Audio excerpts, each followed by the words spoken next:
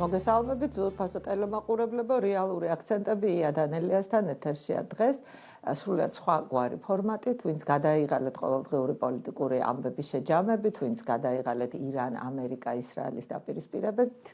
ჩვენ გთავაზობთ დღეს ამოისუნთქოთ. ვილაპარაკებთ ბატონ რამაზ პატარიძეზე, ვილაპარაკებთ ქართულ ანბანზე და ეს იქნება თქვენთვის დარწმუნებული ვარ დიდი შვება. ჩვენ ინტერაქტივს დავაანონსებთ ჯერ, ვინ შეიძლება ეწინააღმდეგებოდეს ქართული სამეცნიერო მიღწევების წარმოჩინებას, ასეთია დღევანდელი ჩვენი ინტერაქტივის სამი პასუხით. რუსეთი, მიჭირს პასუხის გაცემა და დასავლეთი. მართლა საინტერესო იქნება თქვენი აქტიობა, ზარი უფასო აქ გთხოვთ დაგვირეკოთ, თქვენი აზრი დააფიქსიროთ.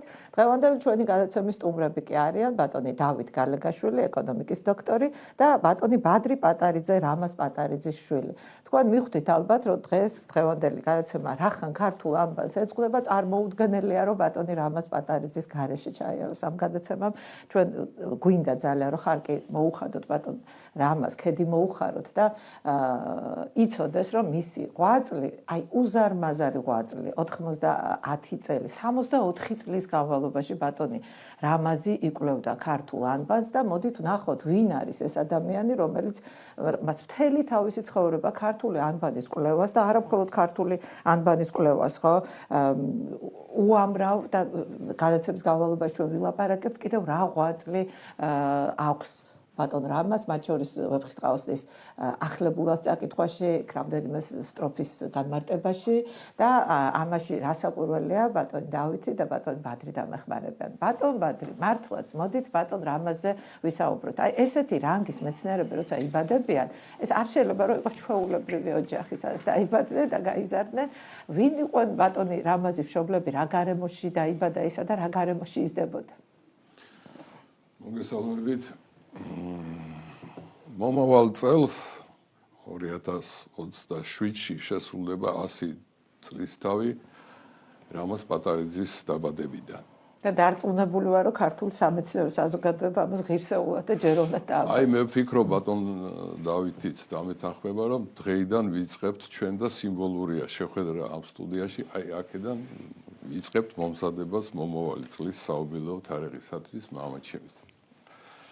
ეხლა მოხდა ისე, რომ 60-იან წლებში, როცა რამაზ პატარიძემ დაიწყო მეცნიერული მოღვაწეობა, მას კულტურული თბილისი იცნობდა როგორც მიქელ პატარიძის ვაჟს. ეხლა ჩვენ მიქელ პატარიძე უნდა ვახსენოთ, მოვიხსენიოთ. ვინ არის მიქელ პატარიძე? რამაზ პატარიძის მამა. მიქელ პატარიძე განათლებული კაცი იყო. იმდროინდელი 30-იანი, 50-იანი თბილისის ერთ-ერთი აქტიური მონაწილე ყველა კულტურული ღონისძიების. თუ რამ კეთდებოდა საქართველოში, ის იქ იყო. პეტერბურგში 10-იან წლებში, ესე იგი საუკუნის დასაწყისში მიიღო უმაღლესი განათლება და მოუწია რევოლუციამაც ალბათ. თებერვლის რევოლუციის შემდეგ იქ მერე მამაჩემი მეუბნებოდა, რომ თურმე ასე უთხრესო, რომ წადი ახლა საქართველოში გაასწარი აქედან რევოლუცია მოდიოდა რუსეთში და წამოვიდნენ იქაური სტუდენტები, ვინც სწავლობდა იქ და მათ შორის იყო გიორგი ნიკოლაძე, ნიკოლ ნიკოლაძის შვილი, მეგობრები იყვნენ ისინი და ერთად ჩამოვიდნენ და დაიწყეს არაჩვეულებრივი მოღვაწეობა. ცნობილი ამბავია გიორგი ნიკოლაძის მიერ ნაღვაწი საქართველოში 20-იან, 30-იან წლებში. სამწუხაროდ გიორგი ნიკოლაძე მერე ნადრევად გარდაიცვალა 1932 წელს, თუ არ მეშლება, გიორგი ნიკოლაძე გარდაიცვალა. აი გიორგი ნიკოლაძის გვერდით იყო ყოველთვის მიქელ პატარიძე. სპორტული კლუბი შევარდენი დაარსეს და ცნობილია ამის შესახებ უამრავი ცნობა არსებობს 19 წელში დამოუკიდებელ საქართველოში და მერე ბოლშევიკებმა 1922-ში გააუქმეს როგორც ნაციონალისტური ორგანიზაცია ეს შევარდენი. და ეს კლუბი იყო უამრავი საინტერესო და საგანმანათლებლო ღონისძიების ორგანიზატორი და წამომწყები. მერე ალპური კლუბი და ალპინიზმის განვითარება საქართველოში იყო გიორგი ნიკოლაძის და ცნობილი ჯაფარიძეები და იქ იყო მიქელ პატარიძე, ალექსანდრა. სხვათა შორის ბატონი ვანო ჯაფარიძე იხსენებს ხოლმე არაჩვეულებრივი მოგონებები აქვს ამის შესახებ და მადლობა მინდა ბატონ ვანოს ამის გამო გადაუხადო, იმიტომ რომ მიქელ პატარიძეზე შესანიშნავი მოგონებები აქვს მას. შემდეგ მიქელ პატარიძე იყო თარგმნელი. იცოდა არაჩვეულებრივად ფრანგული ენა. იცოდა რუსული თავისთავად. იქ მიიღო განათლება კი ბატონო. პეტერბურგში და ფრანგი პოეტების პირველი თარგმანები და ყველა ცნობილი ფრანგი პოეტი თარგმნა, სიმბოლისტები ცნობილი. მერე რუსი პოეტები, ყველა ცნობილი რუსი პოეტი თარგმნა. და განსაკუთრებით კარგი მცოდნე იყო მაიაკოვსკის. ახლა რაშია საქმე? მაიაკოვსკის ცნობილი ამბავია, ქუთაისელი იყო კაცო ბაღდათელი და განსაკუთრებით ესეც ქუთაისელი, ქუთა გიმნაზიაში სწავლობდნენ, ერთ თანატოლები იყვნენ ფაქტიურად. და პეტერბურგში შეხვდნენ და მეგობრობდნენ. მე წაკითხული მაქვს ერთი მოგონება ასეთი, რომ პეტერბურგში იგონებენ, რომ საქართველოსთან ძღვენი ჩამოგვივიდა ქართული პორმარელიო და 5 ლიტრა კარგი ღვინო. წავედით მაიაკოვსკისთან და ისეთი ქართული საღამო და გავიხსენეთ საქართველოს და ქუთაისიო. ასეთი მოგონება არსებობს. რომ ჩამოვიდა, რა თქმა უნდა, თარგმნელობითი მაიაკოვსკის თარგმნას დიდი დრო და ენერგია შეალია მიქელმა. მერე ბოლოს მამაჩემი ასე მეტყოდა ხოლმე, რომ თბილის განერიდა 30-იანი წლების ბოლოს განერიდა თბილისო. ეთყობა იმდროინდელი რეპრესიების და იმ მოვლენების ახლოვდებოდა 27 წლის სუნი. 30-იანი წლების ბოლოს წავიდა სოფლად, მერე ბაღდადში გაიხსნა, მაშინ 40 წელში გაიხსნა მაიაკოვსკის სახლ-მუზეუმი და მისი დირექტორი იყო უკვე სიცოცხლის ბოლომდე, 59 წელში გარდაიცვალა, 65 წლისა იყო. ახალგაზრდა იყო ფაქტიურად. მერე იყო არაჩვეულებრივი ჟურნალისტი. ყველა მოვლენა რაც კი საქართველოში ხდებოდა, მის კალამს არ ასწდებოდა. იყო ნარკვევების ავტორი და გაზეთებში უამრავი უშვის ასვლა შესანიშნავი ნარკვევი აქვს 1934 წელში ეს უშვის ასვლა ქართული ალპინიზმის დიდ გამარჯვებად ითვლებოდა, იმიტომ რომ ქართველები უცხოელები ჩამოდიოდნენ საქართველოში, კავკასიონს იფრობდნენ და ქართული ალპინიზმი მიჩქმალული იყო და გიორგი ნიკოლაძემ დაუდო საფუძველი ძმებმა ჯაფარიძეებმა და მიქელ პატარიძე იქ იყო. მერე იყო არაჩვეულებრივი ფოტოგრაფი. ყველა ფოტოგრაფია მაშინ ადონეზე იქნებოდა საქართველოში და მისი ფოტოებით იყო თანაც ეს წერილები და ნარკვევები შესანიშნავად გაფორმებული. არაჩვეულებრივი შრომა აქვს გაკეთებული მე-19 საუკუნის თბილისის არქიტექტურა და ფოტოები, ძველი სახლების, ძველი აივნების დასურათები. რომელიც დღეს ალბათ აღარ არსებობს უმეტესობა, ან არსებობს. რა თქმა უნდა, სხვათა შორის შეიძლება სულ მაქვს ოცნებად, რომ იმ ფოტოებით მოვიარო თბილისი რა არსებობს და რა არ არსებობს, ამის. ასე მოხდა, ხო და მერე პოეტი იყო. თვითონ შინაგანად პოეტი იყო, მაგრამ არაჩვეულებრივი ლექსები დაგვიტოვა, მაგრამ მამაჩემი ამბობდა, რომ სულ ამბობდაო, რომ ერთხელ უნდა დავჯდე და დავხვეწო. დასახვეწია ჩემი ლექსები, დასახვეწია და წიგნად გამოვცეო, ვერ მოასწრო, ისე გარდაიცვალა, რომ მისი პოეზია არ გამოქვეყნებულა. ის მოკლედ რაც შემეძლო მეთქვა, ხო?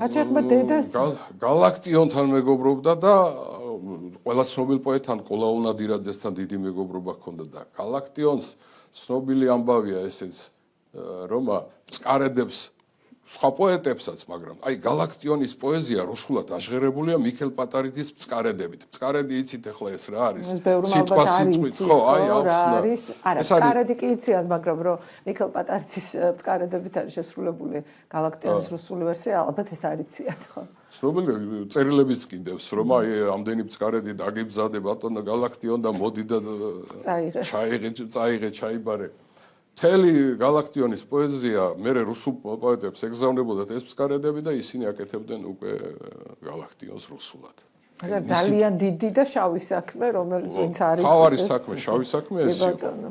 დედა უაღრესად განათლებული და სამწუხაროდ ისიც ადრე გარდაიცვალა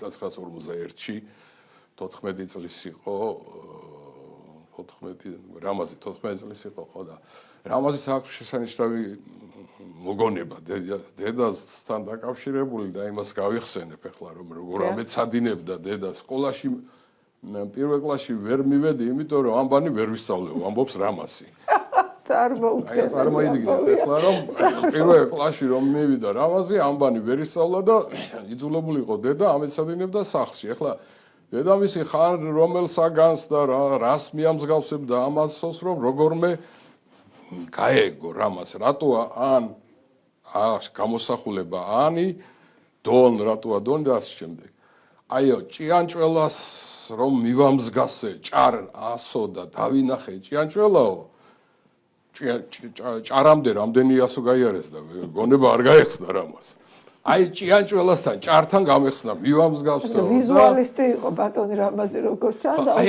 ეხლა წარმოვიდგინოთ ესე რამაზმა მერე ამ ასოთა მიმსგავსების რა ნიჭი დაგვანახა და დედამისის რამხელა დამსახურება რომ განავითარა ეს ნიჭი რამაზში მერეო მე თუ ხაზავდი ახლა ამბანებს ვიგონებდიო ამბობს რამაზი ვიდეო მასალა დევს და ვისაც უნდა მოძებნის ამ გახსენებას აი ესე მოკლედ რაც შემეძლო მეთქვა თავად ბატონი რამაზი როგორი იყო მისი ბავშვობა რა მისწრაფებები ქონდა თავიდანვე ავლენდა თუ არა რაღაც გასაოცარ მეცნიერულ ნიჭს მეცნიერულს არა გვიან მიხვდა რომ ამის შესახებაც აქვს მოყოლილი რომ აიო ქართული ამბაზე რომ დავიწყეო წაკითხვა რაღაცების და რომ დავინახეო რომ თურმე აღმოსაჩენია და საიდუმლოა და გაურკვეველია ქართული ამბანი მაშინ მოვედი აზეო რომ მემუშავალ თორე მანამდე არა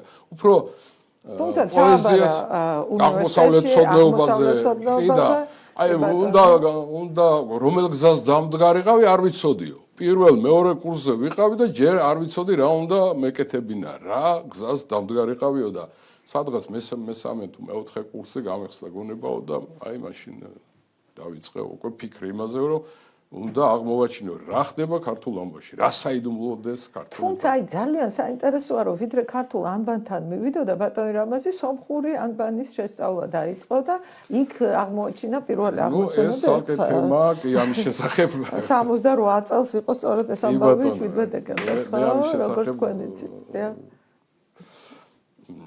ეხლა რა ხდებოდა მეცნიერული მოღვაწეობა რამაზმა 60-იანი წლების დასაწყისში დაიწყო და დისერტაცია დაცული აქვს მას ჭვირნიშნებზე გამოკვლევა აქვს უზარმაზარი გაკეთებული და გახდა კანდიდატი. ამის შემდეგ ზუსტად იმ რაც გავიხსენე რომ ქართულ დამწერლობაზე უნდა მემუშაო დაიწყო ქართული ამბანის კვლევა. მაგრამ მე მეუბნებოდა მიყვებოდა რომ ნახე ქართული ამბანი მიმსგავსებული იყოს სომხურ ამბანს ერკათაგირს და იყო აზრი იმ შესახებ რომ მესროპ მასწოცმა შექმნა ქართული ამბანი და მაშინ 60-იან წლებში ეს ფართოდ გავრცელებული აზრი იყო. და იმისი ეკო დღემდე მოდის არა ბატონ ბადრი. ფაქტობრივად ესე ითვლებოდა რომ თითქოს მესროპ მასწოცმა მე-5 საუკუნის 30-იან წლებში ჩვენ შეგვიქმნა მერე ჯერ შექმნა სომხური ამბანი. როგორი გენიოსი უნდა ყოფილიყო ადამიანი რომ ორი ამბანი შეექმნა ერთად. ნუ ეთქობა იყო ასეთი გენიოსი. აი ესე იგი 60-იან წლების ბოლოს უკვე დავიწყეო ამბანმცოდნეობის შესწავლა და მივხვდიო რომ ჯერ ამ გადავწყვიტეო ჯერ ამოვიცნო სომხური ამბანი და 1979 წელს მე ხომ მოვიტანე აქ ერთი დოკუმენტი რომელიც ჩემთვის ძალიან ძვირფასია იმიტომ რომ რამაზის ნაჩუქარია სულ პატარა ვიყავ მე 10-11 წლის ვიყავ როცა ეს გადმომცა ეს არის მე ახლა წავიკითხავ რომ არ შემეშალოს მაშინ ბატონო საბჭოთა ხელოვნების ჟურნალი გამოდიოდა საბჭოთა ხელოვნება 1979 წლის ნომერი 6 ერკათაგირის გრაფიკული საფუძვლები რამაზ პატარიძე თუ გამოჩნდება არ ვიცი, ну ალბათ ვერ გამოჩნდება. ესე იგი 1979 წელს დაიბეჭდა საბჭოთა ხელოვნებაში ჟურნალში მისი პირველი სამეცნიერო კვლევა დამწერლობის შესახებ სომხური ერკათაგირის საფუძვლები. ეხლა მე თქვი სიტყვა დაიბეჭდა, იმიტომ რომ აგერ მიკავია დაბეჭდილია. მაგრამ არ გამოქვეყნებულა. ეს როგორ? აი საქმეც ამაშია. ესე იგი, აი აქ კიდე მე განმარტებით ნაწილში წერია, რომ მოხსენებად წაკითხულია, ესე იგი, ეს ერკათაგირის გრაფიკული საფუძვლები, რამაზ პატარიძე მოხსენებად წაიკითხა 1968 წლის 17 დეკემბერს საქართველოს მეცნიერთა აკადემიის ხელნაწერთა ინსტიტუტის სამეცნიერო სხდომაზე. ჩვენ შეგვიძლია ვთქვათ, ეს დოკუმენტია, რომ 1968 წლის დეკემბერში დაასრულა პირველი კვლევა დამწერლობის შესახებ, ესე იგი ამ წელს 68 წელს მან დაიწყო ამბანის კვლევა.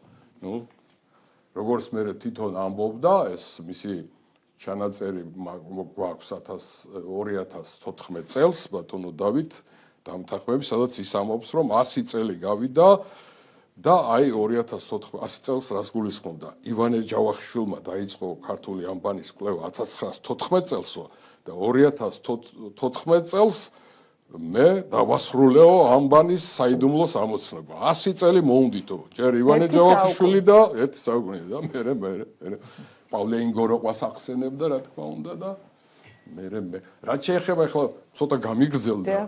რაც შეეხება ახლა ამას, რატო ვამბობ, რომ არ გამოქვეყნდა. ოთარ ეგაძე იყო რედაქტორი და მივედი ოთარ ეგაძეს თონ იხსენებდა რამაზი, არავინ არ დამიბეჭდაო ეს კვლევა და ოთარმა მითხრაო, რომ მე გავრისკავ და დავბეჭდაო. მიქელთან მეგობრობდა ოთარ. სომხეთში საერთოდ სომხეთში ისეთი რეაქცია ჰქონდა ამას. რატო რა ედო საფუძვლად ეგეთი ბატონი რამაზის კვლევას, რომელიც სრულიად მეუღებელი აღმოჩნდა. მოკლედ რომ ვთქვათ, ამ კვლევით რამაზ პატარიძემ თქვა ასეთი რამე, რომ მესროპ მაშტოცი, როცა ქმნიდა სომხურ ერკათაგირს დამწერლობას, მას სხვა ამბანებთან ერთად ედო ქართული ამბანი. ქართული ასომთავრული. ეწინააღმდეგება იმას, რომ რამაზე ამბობს, რომ მას ედო ესე იგი ფინიკიური ძველი ამბანი, ბერძნული ძველი ამბანი და ქართული ასომთავრული. ანუ ქართული ასომთავრული არსებობდა და მესროპ მაშტოცმა გამოიყენა რა.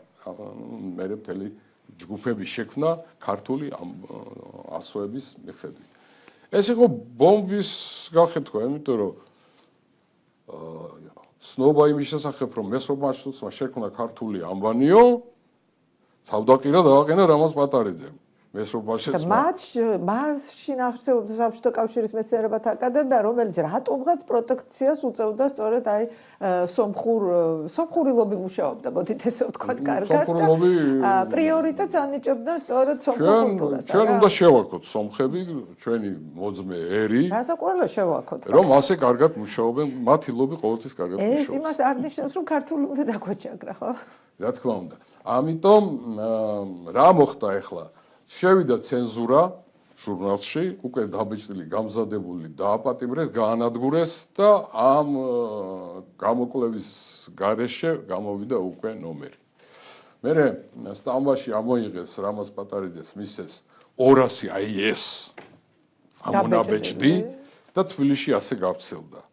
და მოედო ხელში გადადიოდა და მოედო მთელ თბილისს. ასე გახდა ცნობილი, რომ რამაზ პატარიძის ერკათაგირის საფუძვლებმა აფეთქა მეცნიერებათა აკადემია. ბატონ ბადრი, როგორი იყო ბატონი რამაზის სამეცნიერო მოღვაწეობის დასაწყისი? როგორ შეხვდა მას ქართული სამეცნიერო საზოგადოება, რომელშიც არ იყო ასე ადვილი ახალი ნოვაციების დანერგვა, ხო? ну, დიდი ძმა რუსეთი და საბჭოთა კავშირი რასაკვირველი აპეკუნობას უწევდა ქართულ მეცნიერებასაც არ შეიძლებოდა რომ ქართული მეცნიერება იმაზე დიდი ყოფილიყო თქვათ ვიდრე რუსული, ვიდრე საბჭოთა კავშირში შემავალი სხვა ერების მეცნიერებები, არ შეიძლებოდა რომ ჩვენ 3000 წლოვანი ერის სახელმწიფო ვიყავით უზარმაზარი კულტურით, თქვათ თუნდაც იმაზე დიდი წარმოჩენილი ყავით ვიდრე იყვნენ სომხები, ხო? როგორი იყო ახალგაზრდა მეცნიერის პირველი ნაბიჯები და რამდენად ადვილი იყო ახალი სიტყვის თქმა მეცნიერებაში? ბატონო, მე ცოტა საუბრობდი ქართული დამწერლობის დაწყება რამას პატარიძემ დაიწყო სომხური დამწერლობის შესწავლით და როცა ამოიღეს ეს ჟურნალიდან ეს კვლევა, მე ამას მოყვა გარკვეული მოვლენები. ახლა საქმე რაშია, საბჭოთა კავშირში იყო ასეთი წესი, რომ მეცნიერ მუშაკს აუცილებლად წლის დასაწყისში უნდა წარედგინა საკულავია თემები, რაზე მუშაობდა, დაუმტკიცებდნენ, გეგმაში ჩაჯდებოდა ინსტიტუტის და მუშაობდნენ. და ამოწმებდნენ პერიოდულად რა თქმა უნდა, და მე წაიკითხავდა ამ შრომას ინსტიტუტის საერთო სხდომაზე. მაგრამ რამაზ პატარიძემ ეს წესი დაარღვია. არავის არაფერი შეუთანხმა, ისე დაიწყო მუშაობა სომხური დამწერლობის კვლევაზე და შემდეგ უკვე ქართულ დამწერლობაზე. ამას მოყვა დიდი სკანდალი. ეხლა რატო? როცა ნახეს, რომ ასეთი შრომა გამოქვეყნდა, თავდაყირად ადგა მთელი მეცნიერული წარმოდგენა ქართული ამბავის წარმოშობის შესახებ, დაიწყეს კვლევა, რანაირად მოხდა, რომ ამ კაცმა ეს შრომა შეასრულა. ხლა მაშინ მეცნიერებათა აკადემიაში ამ საკითხებს განაგებდა ქართოლოგი, ყველაზე დიდი ქართოლოგი, ვიცით ვინც იყო მაშინ, ბატონი აკაკი შანიძე.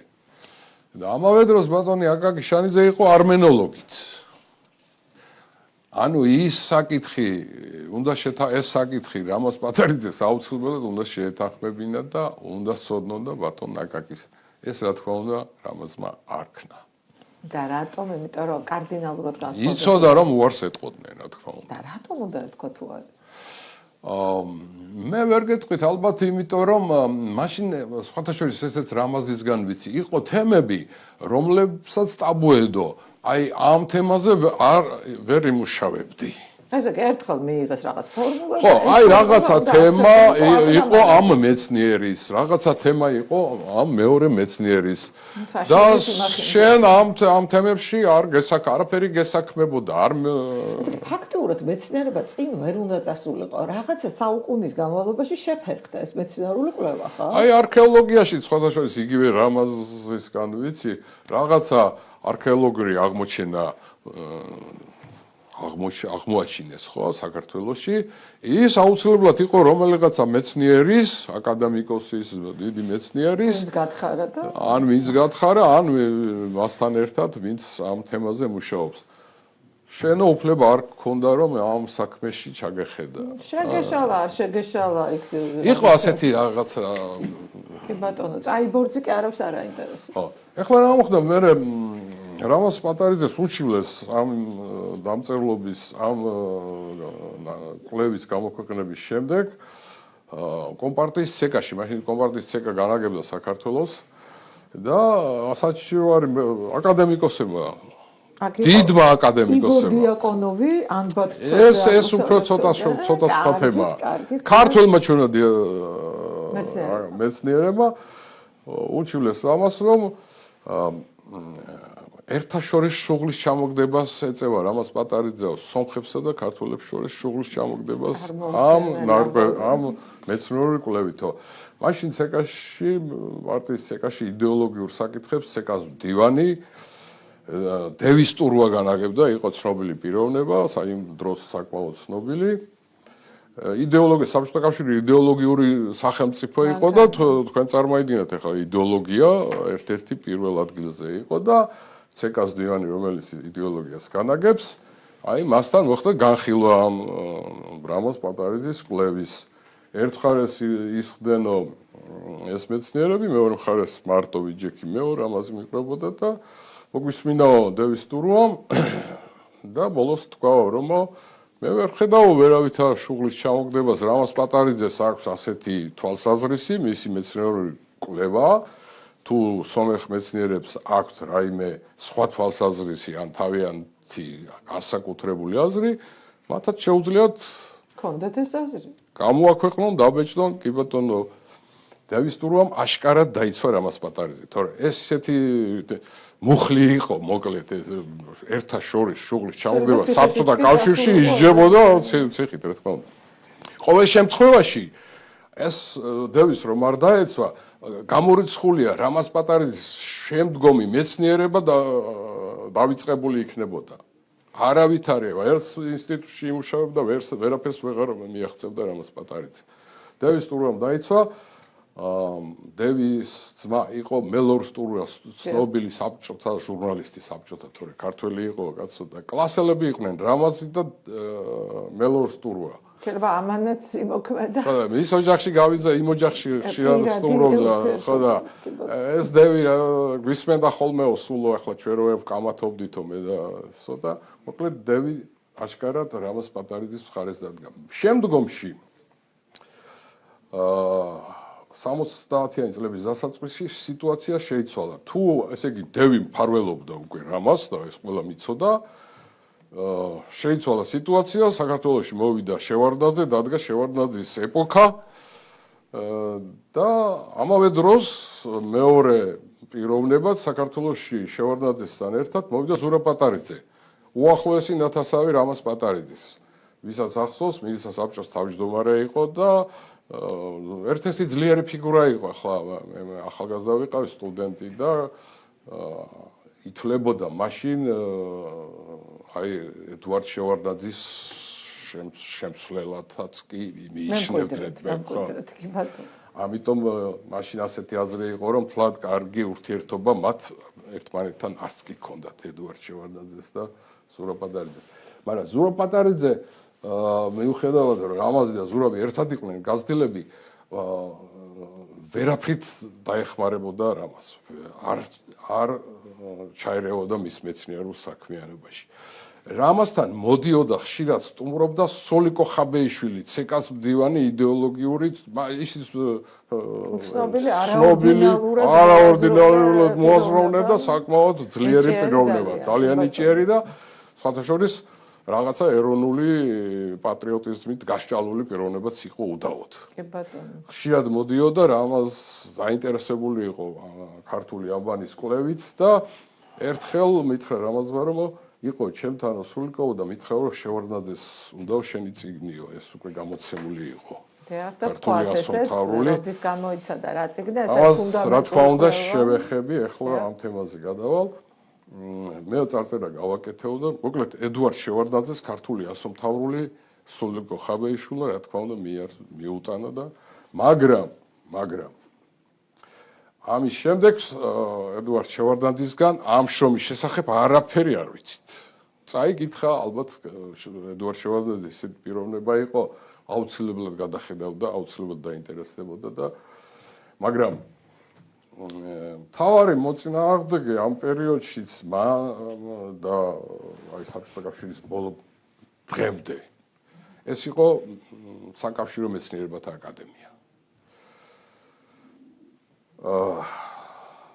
ახლა მოყვები იმ ფაქტს, რომელიც მე ადრეც მაქვს მოყოლილი, მე უკვე ვთქვი, რომ რამაზმა დაიცვა დისერტაცია საკანდიდატო 1965-ში აქ თუ 66-ში დაცული და მოვიდა ჯერი სადოქტორო უნდა დაიცვას, უკვე მეცნიერია, ლექციებს კითხულობს, 70-იან წლებში ძალიან პოპულარული გახდა რამაზის ლექციები, მე სტუდენტი ვიყავი და ვესწრებოდი ხშირად 6-ჯერ 7-ჯერ ვარ დასწრებული და აუდიტორიას იპყრობდა რამაზი თავისი გამოსვლით.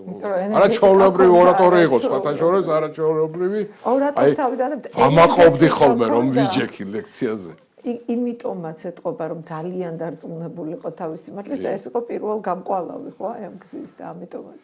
ეხლა უნდა დაიცვა დისერტაცია, სადოქტორო, მაგრამ წესი იყო ასეთი რომ აუცილებლად ცენტრში მოსკოვში უნდა დასრულიყო, ცენტრალიზებული იყო ეს თემაც საბჭოთა კავშირში და ამ საკითხებს განაგებდა იგორ დიაკონოვი, ცნობილი რუსი ლინგვისტი, ანბანწოდნე, აღმოსავლეთწოდნე, არმენოლოგი, ეგვიპტოლოგი, ირანისტი. მოკლედ, დამწერლობის ყველანაირ საკითხს განაგებდა საბჭოთა კავშირში ეს კაცი და ოპონენტი დისერტაციის დაცვისას იგორ დიაკონოვი იქნებოდა და მის გარეშე არაფერი დისერტაცია არ გამოვიდოდა. ამიტომ რამაზი ჩასულა, გააგზავნა ლიცენზია რუსულ ენაზე, მოკლე და ჩავიდა ლენინგრადში, იქ იყო პეტერბურგში დაარსდა ეს აღმოსავლეთმცოდნეობის ინსტიტუტი, ცენტრი აღმოსავლეთმცოდნეობის და იქ იყო, იქ მოღვაწეობდა იგორ დიაკონოვი. მიიღო იგორ დიაკონოვმა, ცოტა ხანს მომისმინაო, შემოწყვეტინაო და მითხრაო, რომ ჩვენ ვიზიარებთ იმას, რომ ქართული დამწერლობა შექმნა მესროპ მაშტოცმა. რაც ძირშივე ეწინააღმდეგებოდა მის დისერტაციას. თქვენ ახალგაზრდა თავისუფალი ბრძანდებით, ესე იგი ცივად გამოუშვათ, ცივად დაამთავრა. ამით დასრულდა სადოქტორო დისერტაციის თემა. მე რომ ჩამოვიდა შეუთავაზებიათ რამაზისთვის, რომ განებე ხლა ასომთავროს და სხვა თემები გაქვს უამრავი და შემოიტანე და დაიცავიო. მაგრამ პრინციპები ქონდა რამაზ პატარიძე აი ყოფით საკითხებში ძალიან რბილი პიროვნება იყო. ჩემთან ურთიერთობაში, მეუღლესთან, შვილებთან, მეგობრებთან, რბილი, ურბილესი, მაგრამ რაც შეეხებოდა ქართულ დამწერლობას, ამბავს. იმიტომაც იყო დიდი მეცნიერი. უზარმაზი პრინციპების ბატონ დავითმა იცავდა. ცეცხლი და მახვილის იცავდა ქართულას. არაფრით არ ხნა, მე სხვა თემას სადოქტოროთ არ გავიტანე. თუმცა ბატონ ბადრი, აუცილებლად უნდა ვთქვა, რომ მან გაშიფრა ქებაი და დიდებაი ქართული საენისაი და მისი საიდუმლო შინაარსი წარმოაჩინა. კიდევ ისტორიული ესქატოლოგიური მნიშვნელობა მისი დაადგინა, აქტიურად იკვლევდა დავათისტელის საკითხებს, აღმოაჩინა ნეკრესის წარწერის რამდენიმე შიფრი და ვთქვით უკვე, რომ შოთა რუსთაველის ვეფხის ტყაოსნის ახლებური წაკითხვაც მას უთაობადლოდ. ეხლა რა შეასაქმე რომ როგორც კი დაასრულა ქართული ასომთავრულზე მუშაობა რამაზმა და გამოაქვეყნა, მე აი თქვენ რაც ახსენეთ ეს წარწერები, იმდენად მნიშვნელოვანი იყო ქართული დამწერლობისთვის, მისი წარმოშობისთვის, მისი დათარიღებისთვის ამ წარწერების მნიშვნელობა, რომ ის უცებ უმალვე შეუდგა ამ საქმიანობას. მაშინ აღმოჩნდა დავათის სტელა და ეს იყო უზარმაზარი აღმოჩენა ქართულ არქეოლოგიაში. დავათის სტელაზე იმუშავა მე აი მომსწრე ვიყავ, მიყვებოდა სულ. არაერთი მეცნიერი სადოქტორო არის სწორედ აი ამ თემაში. რა თქმა უნდა, მაგრამ გაგონება არ უნდა რამას ამას. შემდეგ ქებაი და დიდებაი, სხვათა შორის კაკო ბაქრაძესთან აქვს ერთად მეტყოდა კაკო ბაქრაძემ და ამერიკა ჩამოვდიოდა და მუშაობდნენ და კაკოს აქვს მიგნებები არაჩვეულებრივი, რამდენადაც მე ვიცი რამაზისგან ეს. მე გამოაქვეყნეს ერთმაც და მეორემაც კვლევები. ნეკრესის წარწერებზე რამაზის აქვს თავისი აზრი, სხვათა შორის ერთ-ერთი წარწერა აღადგინა კიდევაც და არაჩვეულებრივი რაღაცა შედეგი მიიღო. ეს ცოტა რთული თემაა და ახლა ამას ვერ გავშლი, მაგრამ რამაზი ამბობდა, რომ ამ ნეკრესის წარწერებში არავითარი ქრისტიანული კვალი არ არის, არ დასტურდება. მაგრამ წინარე ქრისტიანულია. და ვიდეო ჩანაწერიც არსებობს, ბატონ დავითს აქვს სხვათა შორის ეს გადაღებული და არაჩვეულებრივად მე დავდე ეს ვიდეო YouTube არხზე დევს და შეუძლიათ დაინტერესებულ მსმენელს ეს მოწმოს. მაგრამ დათარიღება ქართული ანბანის წარმოშობის ეს ისეთი სადაო საკითხია დღესაც, რომლის შესახებ თანხმობა არ არის მიღწეული. და აი ზუსტად ამიტომ იყო ის დიდი დავაკამათი მეცნიერებათა აკადემიასა და რამაზ პატარიძეს შორის, რის გამოც მეცნიერებათა აკადემიამ რამაზ პატარიძე ფაქტიურად არ გაიკარა. შევარდა მე ვახსენე ედუარდ შევარდაძე, მის დროს დაინიშნა თამაზ გამყრელიძე აკადემიკოს პრეზიდენტად აკადემიის, საქართველოს მეცნიერებათა აკადემიის და ბატონი თამაზ გამყრელიძე იგორ დიაკონოვის მოწაფეა. ეს წერია ვიკიპედიაში რა თქმა უნდა, მისი მოწაფე იყო, მასთან დაიცვა დისერტაციები. მიტომაც დაინიშნა. რა თქმა უნდა, მიტომაც დაინიშნა. ახლა ბატონი თამაზი ამ დადგენილ დოგმას ვერ გასწდებოდა. აუცილებლად უნდა ეთქვა, რომ ქართული ანბანი არის ქრისტიანული წარმოშობის, ქრისტიანულ პერიოდში. ამიტომ მან გამოაქვეყნა შრომა თამაზ გამყრელიძემ. მე და რამაზე ერთად ვფურცლავდით ის შრომწიგნი მოუტანეს რამას ნახეო და 70 თუ 75 გვერდი ეძღვნება ქართული ანბანის წარმოშობას. მაშინ როცა 500 თუ 600 გვერდიანი წიგნი მიუძღვნა რამას პატარიძემ. თამაზ გამყრელიძემ თქვა, რომ ქართული ანბანი შექმნილია მე-4 საუკუნეში ჩვენი წელთაღრიცხვით ქრისტიანულ პერიოდში და მე-5 საუკუნეში შედევრი გვაქვს შუშანიკის წელთაღრიცხვით. ბერძნული ანბანის მიხედვით. წარმოვიდგინეთ. ესე იგი, აცილა სომხურს, აცილა მესროპ-მაშტოც გადმოწია, მაგრამ ქრისტიანობა ამით ესე იგი თამაზ გამყრელიძემ ეთყობა გადაწყვიტა, ახლა ეს ჩემი აზრია, გადაწყვიტა რომ უნდა ეთქვა ეს. ან შეიძლება ასეთი დავალებაც იყოს მოსკოვიდან, რომ აუცილებლად თამაზ გამყრელიძეს უნდა დაედასტურებინა ქართული ანბანის ქრისტიანული წარმოშობა. და არ შედიოდა დავაში, რომ სომხური არის წინარე ქართული ანბანისა, ხო? არა, ამის შემდეგ თამაზ გამყრელიძე არავითარ დავაში საერთოდ არ შედიოდა არავისთან. მერე მისი მოწაფეები სხვა თქვა და დამთავრდა. დაადო ბეჭედი და მერე მოწაფეები აღზარდა, რომლებიც გამოვიდნენ დღესაც მოღვაწეობენ და თავგამოდებით ამტკიცებენ, რომ არა გინდა თუ არა მე-4 საუკუნეშია ჩვენი ანბანი. ნუ, რა ვქნათ, ასია რეალობა ეს არის. მე აუცილებლად ვკითხო ბატონ დავით, ცოტა გადახოვა გამოვიდეს, მაგრამ საერთოდ არ ვიცოდი ვინ იყო ბატონი რამაზ პატარიძე, ვიყავი სკოლას ვამთავრებდი და ნუ ჩვენ ხო ესე ვსწავლობდით, რომ აუცილებლად არ ჩვენ უფრო სხვანაირად ვსწავლობდით, ჩვენ ვსწავლობთ, რომ პირველ საუკუნეში მეფე ფარნავაზმა შექმნა ქართული ანბანი და სულ კითხულობდი, რომ თუ შუშანიკის წამება არის მე-5 საუკუნის ძეგლი.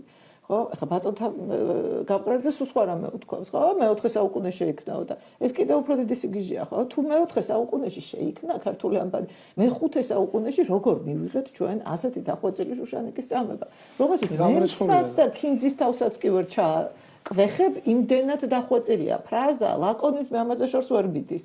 მაგრამ ამას თავი დაანებეთ, შუშანიკის წამებაში წერია, რომ ადგა შუშანიკ დედოფალიო და წავიდაო და ხელთ ეპყრაო ბიბლია და სახარება უკვე თარგმნილი, უკვე ქართულად დაწერილი და წმინდანთა წიგნებიო და ესეც ქართულად დაწერილი.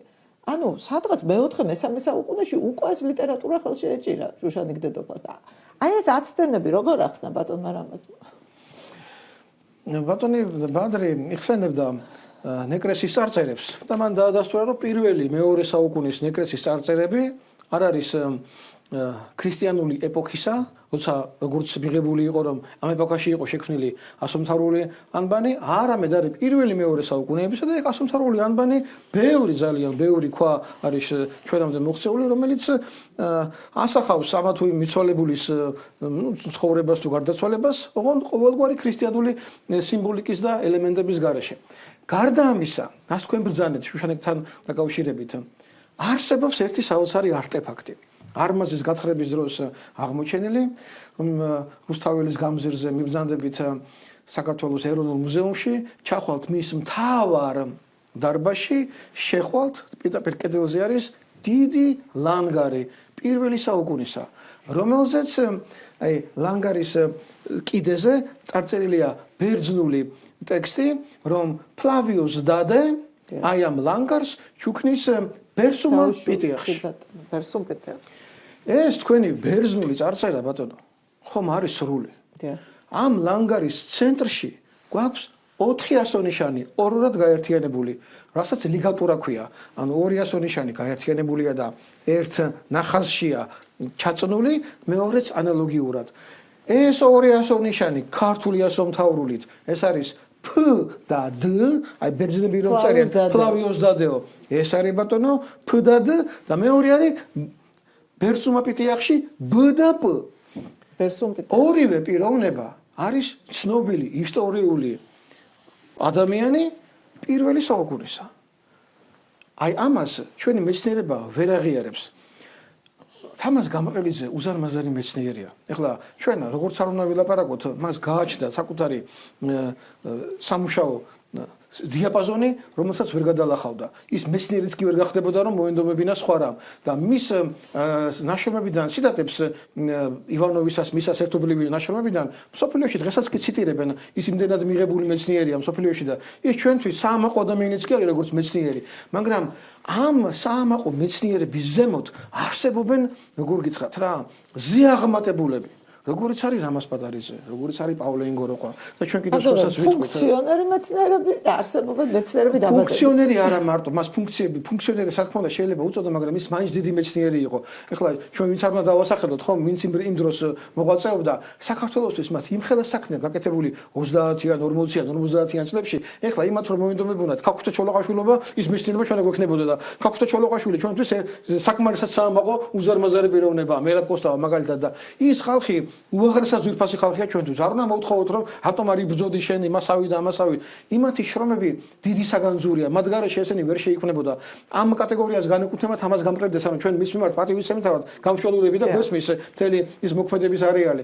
და ისე თქმა მინდა ახლა უახლოვდები რომ შუშანიკის წამება, ნეკრესის საფლავის ქვები, ლანგარი არმაზი გათო ჩვენი ეს მცხეთამდე არმაზი იყო საქართველოს დედაქალაქი იქ ხდებოდა რაც ხდებოდა ყველაფერი მცხეთა მერე დაიწყებს ზემოთ წამოსვლას დინარის იქით და დინარის აქეთ საქართველოს გაყოფილი იყო იქ მცხეთასთან ზუსტად როგორც ჩვენ ხედავთ არმაზი ცალკე სახელმწიფო იყო და მცხეთა მეორე სახელმწიფო იყო წარმოგიდგენიათ დინარის გაღმა და გადაღმა როგორი პოლიტიკური ბრძოლები მიმდინარეობდა ამიტომ ჩვენ მხოლოდ პატივისცემის ნიადაგზე ყველა ადამიანის მიმართ მაგრამ აუცილებლად ჩვენ სათქმელს უკვე ვიტყვით და ის რაც დიდმა რამას პატარიზმმა აღმოაჩენა ამას გვეუბნება ჩვენ წილი და 46,720 რომ დავამატებთ 29 თებერვალს წილი 31 ამიტომ არის 31 მეორდება პირველ კორექციაში ეს მეორე კორექცია 4-ჯერ მონაწილეობს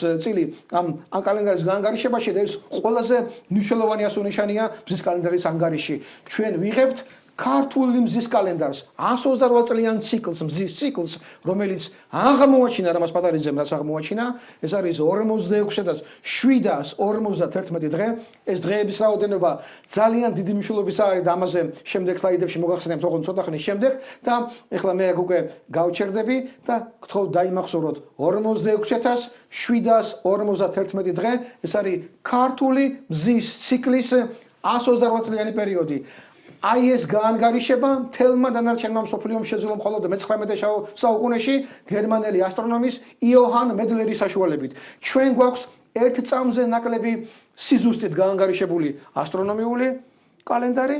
ეს გვაქვს მარტო ჩვენ, ეს არ ხონდათ არც შუმერებს, არც ეგვიპტელებს, არც ჩინელებს, არც ინდოელებს, არც მაიასტომს, არც ომარ ხაიამს 19 წამით მიუახლოვდა, მაიასტომი 17 წამით მიუახლოვდა, მაგრამ უზუსტესი ეს 128 წლიანი ქართული კალენდარია, რომელიც აღმოაჩინა რამას პატარიძემ და ამ აღმოჩენის მსგავსი ათასობით წელია არავის არ გაუკეთებია. ის რაც ადამიანის ხელმა დაწერა, ეს არის ქართული სამთავრობო ანბანი, ის რაც ადამიანის ხელმა შექმნა და იყო დაზინებული, ის რამას პატარიძემ ამოხსნა. ეს ჩვენ ვართ, ამაზე მოგახსენებ ცოტა მოგვიანებითაც, რას ნიშნავს ქართველად ყოფნა ამ შემთხვევაში და უნდა ვიცოდეთ, რომ ამ მასშტაბის ინტელექტი არც ერთ ადამიანის ხელით შექმნილში დედამიწაზე არ არსებობს, არც პირამიდები, არც ზიგურატები და არც 1000 სხვა რამ არტეფაქტი, არც სამეცნიერო წერილობითი ძეგლი, ამას ვერსად ვერ მოგცემთ. მხოლოდ ქართულ ასომთავრულ ანბანში ამის აღმომჩენი დიდი რამას პატარიძეა. და მის შვილთან გადავალ ესტაფეტას. ბატონ დავით, არ შემიძლია რომ აღფრთოვანებული არ ვიყო ისე როგორც ჩვენი ტელემაყურებელი, მე არ ვარ დარწმუნებული რომ თითოეული მათგანი ახლა უზუსტესად მოყვათ ლოგიკაში, მაგრამ თვითონ ეს გრძნობა აღფრთოვანების რომ ჩვენ ვართ ასეთი ხელთუქმნელი ანბანის პატრონები და მეორე უშველებელი გენიოსი ადამიანი, რომელმაც ეს ჩვენი წინაპრების ანდერძი გაშიფრა. ეს ხო მარტივი ამბავი არ არის. როგორ გენიოსი იყო ის, ვინც შექმნა და როგორ გენიოსი იყო ის, ვინც გაშიფრა რა. წარმოვიდგინეთ. კარგით და გადავედით ახლა ჩვენს ისევ ყოფით დეტალებზე ადამიანმა, რომელმაც აი ეს ცოდნა თავის თავში ატარა, კიდევ უწევს უზარმაზარ ბიუროკრატიულ მანქანასთან შეჯახება და ამის მტკიცება, ხო? ძალიან ძნელია ალბათ იყო ამხელა მეცნიერი და გიწევდეს ისეთ ადამიანებთან ურთიერთობა, რომელსაც რაღაცა ნომენკლატურა აქვს, დანიშნულია იმის მოსწავლე, ამის მოსწავლე. მოკლედ შეიძლება გაგიჟდე, თან უნდა იმუშაო და თან კიდე უნდა რაღაცნაირად გარღვევის გზები იპოვა, როგორ უნდა გაარღვიო, შენ ცოდნა როგორ უნდა დაამტკიცო. მე მგონია რომ აი საბჭოთა კავშირი სწორედ ამიტომაც დაინგრა რომ ასეთი ბიუროკრატიული მექანიზმი არ შეიძლება ერის სახელმწიფოს კონდეს არა აი როგორ ფიქრობ თქვენ როგორი იყო მე ურთიერთობა ბატონი რამაზისა თქვა თან ბიუროკრატულ მანქანასთან და მით უმეტეს ბატონი რამაზი შეესწრო ხო რომ საბჭოთა კავშირი დაიშალა ამის შემდეგ მოვიდა დამოუკიდებელ საქართველოს იყო ბნელი და უკუნი იყო ვისეცალა მეცნიერებისთვის და მუზეუმისთვის როდესაც ქვეყანა ინგრეოდა და კაცშულ მარიცოდა დავრჩებოდა ჩვენ ზარდ ქვეყანა თუ არ დავრჩებოდით როგორ მუშაობდა ამ წლებში ნუ რამაზ ამბობდა ხოლმე მე ხელნაწერთა ინსტიტუტიდან გამომაგდესო. ეხლა რატო ამბობდა ამას? თლად ასე არ შეიძლებოდა თქმა, მაგრამ შეუქმნეს პირობები იმისა, როგორც კი საპენსიო ასაკი დაუდგა, ალბათ აგრძნობინეს, რომ დროა წახვიდეოდა და წამოვიდა. ეს რომელი წელია დაახლოებით? აი 80-იანი წლების ბოლოს რა. ნუ ინგრევა საბჭოთა კავშირი 87-ში 1987-ში გახდა 60 წლის ესე გამოდის ხო? და იგივე მოგიშორეთ თავი და პენსიის ასაკთან ერთად. ისტორიის ინსტიტუტიდან. ნუ არ შედგა მისი ურთიერთობა მეცნიერებათა აკადემიასთან და რა ეკნა. ეხლა აგრძელებდა ის მუშაობას 68 წლიდან 1980 წლამდე გავიდა 12 წელი და გამოიცა ქართული ასომთავრული ეს წიგნი დღეს მოვიტანე, იმიტომ რომ ესეც ჩემთვის ძალიან ძვირფასია. რამაზის წარწერით არის მაჩუკა მე და წერია ბადრი პატარიძეს გახსოვდეს ვისი გორისა ხარ. რამაზ პატარიძე. წიგნი და თარიღია მითითებული 1980-26 მე-6.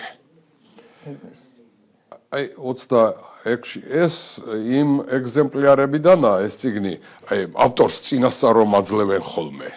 ჯერ სასიგნალო ეგზემპლარებია და სასაჩუქრეთ რომ აძლევენ. ესე იგი ჯერ წიგნი გასული არ არის გაყიდვაში და აი არ მახსოვს 200 თუ 300 წიგნი მიცეს და იქიდან რამდენიმე ცალი ერთი წარწერით თქო მე შემხვდა. ეხლა მანამდე იბეჭდებოდა ჟურნალ მნათობში. რამაც აქაც გაუმართლა. რომ არ ყოფილიყო ჟურნალ მნათობის რედაქტორი მაშინ ბატონი არჩილ სულაკაური არც მნათობში დაიბეჭდებოდა რამაზ პატარიძე. ან შეიძლება ვინმეს დაებეჭდა, მაგრამ ყოველ შემთხვევაში გაუმართლა იმით, რომ მისი მეგობარი სტუდენტობის და მთელი ახალგაზრდობის არჩილ სულაკაური რედაქტორობს იმ წლებში მნათობს. რამაზ პატარიძე რედკოლეგიაშია და მისი ქართული ასომთავრული ნომრიდან ნომერში იბეჭდება და ხელიდან ხელში გადადის. აღარ მახსოვს 78-ში თუ 79-ში არჩილ სულაკაური დაინიშნა გამომცემლობა ნაკადულის რედაქტორად. ნაკადული საბავშვო ლიტერატურის გამომცემლობა იყო, მაგრამ გამომცემლობა. შედარებით ნაკლები ცენზურის მოდის. საერთოდ ხო, შედარებით ნაკლები ახლა საბავშვო ლიტერატურას რა ცენზურა უნდა და ლექსები რაღაცა მოთხრობები. ნაკლებად აქცევდა ყურადღებას. ერთხელაც მე კარგად მახსოვს ეს მომენტი, არჩილ სულაკაურმა დაურეკა რამას და უთხრა სასწრაფოდ გაამზადე და მომიტანე შენი ქართული ასომთავრული უნდა დავბეჭდო წიგნად და აი ნაკადულის მიერ არის რამაზი სულამობდა ხოლმე აი ნაკადული აწერიაო და ნაკადული საბავშვო ის არისო და იქო ცენზურა რომ არ იყოო იმიტომ გავიდაო თორემ მე ეს წიგნი არ დაიბეჭდებოდაო ასე გაუმართლა ამ წიგნს და ზოგადად ქართულ კითხვას მე თავად არჩილი ძალიან ამაყობდა, ამით მე შემსწრე ვარ იმის თავად არჩილს უთქვავს, რომ რა კარგი ვქენითო, რომ ეს ციგნი დავბეჭდეთო, ჩვენ აღარ ვიქნებით, მაგრამ ეს დარჩებაო, აი ასეთი ამბავი მოხდა და ასე დასრულდა ქართული ასომთავრულის დაბეჭდის ციგნის დაბეჭდის ისტორია. მე მინდა გკითხოთ, ვიცი რომ საქართველოს კათოლიკოს პატრიარქი ძალიან იყო დაინტერესებული ბატონ რამაზის ნამუშევრებით.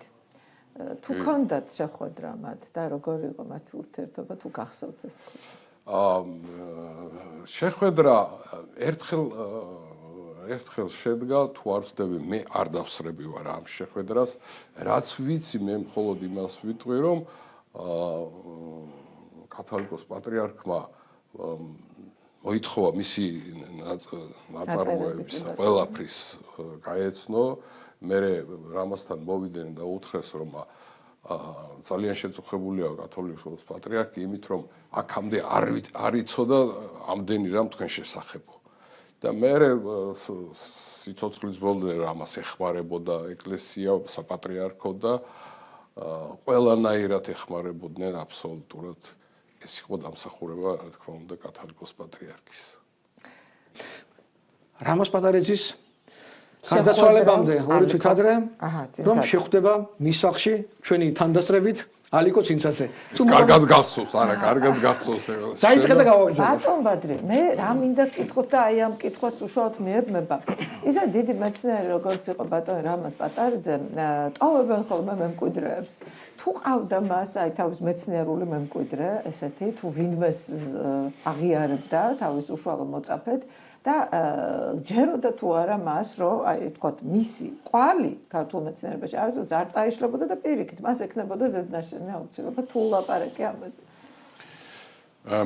როგორ არა, ხშირად გქონდა ამაზე საუბარი, ყავდა მას სხვათა შორის რამდენიმე პიროვნება მოწაფეებად იყვნენ მასთან, მაგრამ რატომღაც ისე მოხდა, არ ვიცი, ისი ბრალია ბოლო წლებში არ შემორშა მას მოწაფეები.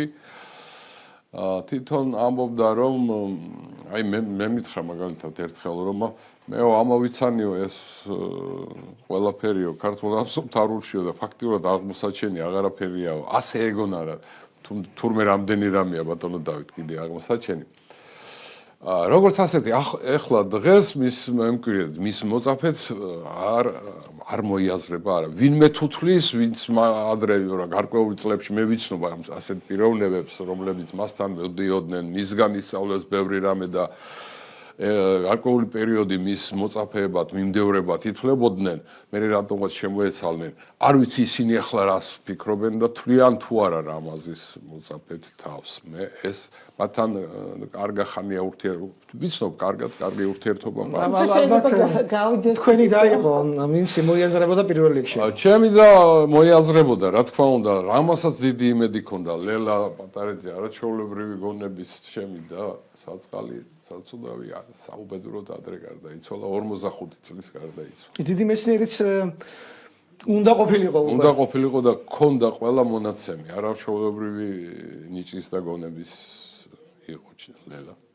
რაც შეეხება ბატონ ალიკო ცინცაძეს, ხო? ისინი ბოლოს თქვენი მეშვეობით გამოვიდა არაჩვეულებრივი წიგნი, თუ არის იბერიული კალენდარი, რომელიც აი ხა დღეს მე დავწერე. ბატონო დავითის მე მიმაჩნია, რომ ბატონი დავითი არის ბატონი რამაზის სულიერი მემკვიდრეც მოწაფეც და მისი საქმეების გამგზავრებელიც, რისთვისაც დიდ მადლობას უხდი ბატონ დავითს. როგორი იყო ამ ორი ადამიანის შეხვედრა, ორი დიდი მეცნიერის, რომლებიც სხვადასხვა გზით, მაგრამ თითქმის ერთ და იგივე დასკვნამდე მივიდნენ რა. დასკვნა როგორ არის იცით? მთავარი აღმოჩენა რამაზის აღმოჩენა. ამას ბატონი ალიკო ამბობს პირდაპირ რომ არ ყოფილიყო რამაზის აღმოჩენა. ის შეიძლება ვერც კი მისულიყო ქართულ ჰემატრიამდე.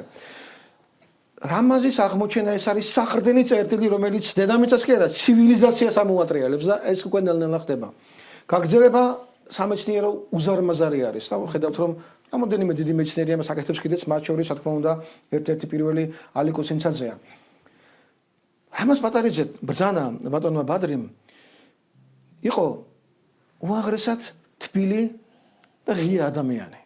ურთიერთობებში, თუმცა მაგრამ ცეცხლიდან მახვილი თუკი საკითხები შეეხებოდა ქართულ ანბანს და ქართულ ენას. იქ ნებისმიერი მცდელობა სხვადასხვა მეცნიერებისაგან მცდა აზრები, ვერსიები, ჰიპოთეზები, შეთავაზებები მის მიერ იყო, როგორ გითხრათ, უარყოფილი არ იყო. ის მაგას არ მიიღებდა თუ არ დაუმტკიცებდა ამას ყოველივეს ზუსტად როგორც საჭირო იყო ის.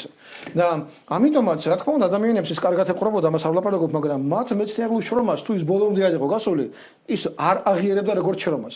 შესაბამისად, ადამიანს პატივს სცემდა, ესეთი ქართველი კაცი იყო, კაცო, არა კაცი არ დარჩებოდა რომ პატივი არ ესა, მაგრამ როგორც მეცნიერს ის არ ამოიყვანდა იმ სიმაღლებამდე, სადაც საიდანაც თვითონ იყურებოდა. ოლიმპზე. ხო და ალიკო სინცაძესთანაც მას ჰქონდა, რა თქმა უნდა, შეხება ურთიერთობა, მაგრამ აი ძალიან ახლო სამეცნიერო ურთიერთობა არ ქონია. ბოლო წელია, ბოლო თვეები უბრალოდ მისი სიცოცხლისა და მე და ბადრიმ ვთხოვეთ, რომ კარგი იქნებოდა, რომ ალიკო სინცაძესთან მას ესაუბრა. მას უჭირდა უკვე ლოგინდან სახში თუ ადგებოდა ძალიან ცოტას გავიდა ისე სულ იწვა პრაქტიკულად რამოდენიმე თვე ბოლოს ასე იყო და მართლაც მოხდა ნუ გარდაცვალებამდე ალბათ 2-3 თვის ადრე ხდება და მე და ბადრი და ბატონი ალიკო ავედით და წარმოიდგინეთ შეხვედრა აღმოჩენებზე მე რო ეხლა ვლაპარაკობ ეს მასშტაბი აღმოჩენებისა გასო რა აინშტეინი რა არქიმედე და რა არ ვიცი კიდევ რომელი ფიზიკოსები და მათემატიკოსები სულ რო გადაადუღო მთელი ცივილიზაციები ერთი მეორეზე ამ ორ ადამიანთან ვერ მოდიან ისინი გასო ეს ადამიანის ინტელექტის მწვერვალები აღმოჩენილი ეს ორი გიგანტი აღმოჩენების მამები ახალი მეცნიერების ფუძემდებლები პალეოგრაფია რამაზ პატარიძის შემდეგ ის აღარ არის ძველებული პალეოგრაფია ის ახალი ანბანმცოდნეობაა ენათ მეცნიერება ლინგვისტიკა, მით უმეტეს ასტროლინგვისტიკა, რომელიც აქამდე მსოფლიოში არსებობდა, ის დღევანდელი ასტროენათ მეცნიერება აღარაა ის, რომელიც ადრე იყო. ის სხვა ხარისხობრივი სიმაღლეარი და ეს ორი კაცი რამაც იწევს. ბატონი ალიკო, მასთან ახლოს ის ჩვენ ოდნავ უკან ვართ დაწევლები და უსმენთ მათ საუბარს. ეს იყო საოცარი შეხვედრა, საოცარი პატივისცემა, საოცარი მორიდება. ალიკო სინცაძესთან განსაკუთრებული, მაგრამ ძალიან მორიდებული და ძალიან გონივრული და ძალიან თბილი იყო რამაზისგანაც. ის 2-3 თვეში აღარ იქნება უკვე. წარმოიდგინეთ, ვინ მიდის, რა ადამიანი ტოვებს საქართველოს და ამ შეხვედრაში გარდა ყველაფრის ახლა მათ ისაუბრეს, მათ მოილაპარაკეს, რომ ეუბნება ბატონი ალიკო, ბატონო რამაზო, მე ასე წარმომიდგენიაო, რომ ერთი წიგნი გამოიცესო ცენტრალური ადგილები თქვენი წიგნიდან, უკვე თქვენი სახელი და თქვენი ავტორობით შევიდეს ერთ წიგნში, პირველად რა თქმა უნდა, ის პირველი ნახევარი იქნება წიგნისა და მეორე, ანუ ავტორები კი არ ერთხანდებოდნენ, ავტორი რამაზი იყო თავის ნაწილში და ავტორი ერთი წიგნი ორი ავტორი. ხო, ორი ავტორით რა. უკვე ის რაც რამაზიმ აღმოაჩინა, როგორ დამტკიცდა სხვა გზიდან ეკლესიაში შენახული ქებაიდან და იოანე ზოსიმეს მიერ შენახული და დამტკიცებული უკვე ალიკო სინცაძეს მიერ აღმოჩენილი. ბატონმა რამაზიმ თანხმობა უთხრა. მე რო ყვები ახლა, ვერ ყვები, ის რაც იქ ხდებოდა, აი ორი უზარმაზარი ადამიანი, ერთმანეთს ხვდება ორი ქართველი ადამიანი, რომელიც თურმე ყველაზე მეტად იცნობს და ფლობს საქართველოს წარსულს და ყველაზე უკეთ ხედავს რომ მომავალში ჩვენ რა აბჯარი გვჭირდება ამ უმძიმეს საუკუნეში რომ ჩვენ რაღა დაგვიცავს ხო ამის შემდეგ ისინი ამაზე საუბრობდნენ და ეს წიგნი გამოიცა კიდეც ეს შესანიშნავი წიგნი უკვე ეს გაკეთებაში მე მგონი არც კი არის ისევ დარიგდა ბადრის და ჩემს მიერ და ბატონი ალიკოს მიერაც არც კი ვიცი ეს როგორც კითხა არა კომერციული პროექტებია კომერციაზე ლაპარაკი არ არის მოწონს რომ წიგნი ვინც აი ძალიან ბევრი მაყურებელი ახლა მე ვიცი რომ დამირეკავენ სახში და უცოდ მოვთხოვენ ამ წიგნს ეს საკითხი ალბათ მოგვარდება მე მინდა რომ კიდევ შემდეგი სლაიდი ვანახოთ ალიკო სინცაძის კიდევ ერთი შესანიშნავი აღმოჩენა ჩვენი არქეოლოგიური ქალაქიდან ვანიდან აი თქვენ ხედავთ ვანის კუს ხელსაბამს გავადიდოთ რა აღმოაჩინა ალიკო სინცაძემ ძველი წელთაღრიცხვის მე-5-4 საუკუნეებში არსებული არტეფაქტი ოქროს არტეფაქტი გვეუბნება რომ დიდი კუ ეს ერთი წელიწადია 30 პატარა კუ ეს თვეა და პატარა ბურთულაკები 94 წალი ეს არის მზის 128 წლიანი კალენდარის აღნიშნული ლას იგივე სიტყვა წელიწადის მაჩვენებელი რაოდენობა აი ეს არის რომ მე-5 საუკუნეში ვანში ეს კოლხეთია. თქვენ არ გეგონოთ რომ ასომთავრული ქართის, ანუ ქართლელების და ანუ ქართველების დღევანდელი გაგებით მონაპოვარი და ეს არის საგანძური. ეს სამეგრელოში, დასავლეთ საქართველოში და სვანეთში ეს ემატრია არანაკლებად მუშაობს. მე კიდევ მაგალითაც მოვიყვან. ეს ვანი ჩათვალეთ რომ კოლხეთია, სამეგრელოა მაშინდელი და ლაზიკაა მაშინდელი. ეს ჩათვალეთ რომ ერთიანი ანბანია. და ამის ყველაზე საუკეთესო მაგალითი არის ისევ ალიკო სინთეზის აღმოჩენა ღმერთის სახელი მეგრულად ღორონთ. ღორონთ რას ნიშნავს, კაცო? რიგითებით 99-ია, რიცხვითებით 999-ია. რატომ ცხრიანები? იმიტომ რომ ერთეულებში 9 უმაღლესია. 9 თვალამზე არ არის შემთხვევით ჩვენთან 9 თვალა. სხვებს იქ 8 თვალამზე ყავთ. იმათთან ღმერთი 8-ით არის გამოსახული, კაცო, ბერძნებში და ებრაელებში და სხვაგან. ჩვენთან ცხრიანი, ეს შემთხვევითობა კი არ არის. ეს 99 და 999 მამა ღმერთის მაჩვენებელია ყველა ჩვენ წარმართულ ეპოქაში მამა ღმერთი ყველა სახელი ცხრიანებით არის შემკული. მისი მათემატიკური აღნაგობა ღორონთი მარტო ერთი მამა ღმერთი არ არის. ის თავის თავში მოიცავს სიტყვას ორო, ანუ ღორონში შედის ორო. ორო რა არის? ორო ეს არის ჭრილი, ეს არის სული, ეს არის პატივისცემა ღვთისადმი. ორო გემატრიით 51-ია. ყველა შვილი ღმერთი, კაცებრივი ბუნების ღმერთი, რომელიც ქრისტეშობამდე ქონია ჩვენ წარმართ ქართველებს, იქ შვილი ღმერთი, როგორიც იყო, მაგალითად, კვირე სვანეთში და სხვაგან რაც კუთხეებშიაც იყო, ყველგან 51-ია შვილი და მამა ღმერთი ღორონთ თავის თავში შვილ ღმერთს მოიცავს, ოროს. თქვენ წარმოიდგინეთ, რას ნიშნავს და ამ დროს ჩვენთან სკოლებში ასწავლიან, რომ თურმე მე-5 საუკუნეში ამ წელს აღრიცხვისა დაბადებულა დიალექტები მეგრული და სვანურიო. ნორმალურები ხართ ადამიანებო? სვანეთში ღერბეთი თქვენ აბსოლუტურად გადასახედია ბატონო. თქვენ ღერბეთი სათამაშო ხომ არა, სვანური ღმერთი სათამაშო ხარ გონიათ. რომ თქვი გადაცემის პირველ ნაწილში რომ საუბრობდით იქ შუმერების ანზე, ხარზე და სხვა ღმერთებზე, იქ ენლილი რომ არის, იგივე ან რომ არის და ნანა რომ არის ღმერთი. ეს სიმღერა ლილე რომ არის, ენ ხვაება, ლილ შუმერებში რომ არის ღმერთი, ამას სვანები მღერია, ნანა რო არის მთვარის ღმერთი შუმერებში. ეს ნანა მეგრელების სიმღერა და თქვენ გაგონიათ რომ ეს დიალექტებია? არც ერთი ენა, არც სვანური, არც ქართული და არც მეგრული ერთმანეთის დიალექტი არ არის. ეს არის მიზანმიმართულად შექმნილი სამი თანაბარი ძალის და ზომის ენა, რომელთაც ერთი საერთო ანბანი გააჩნიათ და ასომთავრული ანბანი არის მათემატიკური აღნაგობის საფუძველი მეგრულშიც, სვანურშიც და ქართულშიც. ამიტომ ჩვენი თხოვნა იქნება, უკვე მე მგონი ბოლოსკენ მივდივართ, რომ ის სამარცხვინო სერიალი და ჩაატარეს სამწუხაროდ ერთ-ერთი უმაღლესი სასწავლებლის ხელმძღვანელობამ და მოელანდათ რა იყო ბატონო ეს რომ მოელანდათ ისინი უცხო პლანეტელები საოცარი რამ ბატონ ალიკო ცინცაძეს მოდი თქვათ აქვე რომ ქუთაისის ტექნოლოგიურ უნივერსიტეტში გაუხსნეს კათედრა ასტროენათმეცნიერება რომელიც ჩვენმა მეცნიერებმა ვაი მეცნიერებმა როგორც არის ილია უნის რექტორი არც კი მახსოვს ამ ქალის სახელი და გვარის ყო სამარცხვინოესი ქალი რომელიც გამოვიდა და თქვა რომ ასტროენათმეცნიერებაზე 20 ბავშვს იღებენო ესო რა არისო და როგორ წარმოადგინა ამ ქალს ეს ასტროენათმეცნიერება აი შემდეგი სლაიდი ვანახოთ შემდეგი სლაიდი რა ლამაზია ჯერ ეს სამეგრელო ლაზეთში მყოფი ეს ჩვენი კუსხელ საბამი წარმოიდგინეთ რა არის შექმნილი და რა შინაარსმატარებელი ყოფილა აი ეს გავადიდოთ და შემდეგ გადავიდეთ კიდევ შემდეგ სლაიდზე მე მინდა გაჩვენოთ აი ეს ქართული ანბანი მეგრულიც არის ქართულიც არის და სვანურიც არის. აქ ხდება ასე. კიდევ შემდეგი ის ვაჩვენოთ თუ შეიძლება. აი ეს არის 100 წლის წინ გადაღებული სურათი. ფუძემდებლები ქართული ნაცმეცნიერებისა, გიორგი ახვლედიანი, აკაკი შანიძე, დიდი კორნელი კეკელიძე, აქ არის არნოლდ ჩიკობავა, აქ არის ვარლამ თოფური, აქ არის სიმონ ჯანაშია. ჩვენი მეცნიერების ვარსკვლავები ვინც არიან 20 საუკუნეში. აი ეს ხალხი მაშინ არიან ახალგაზრდა ლექტორები და სტუდენტები.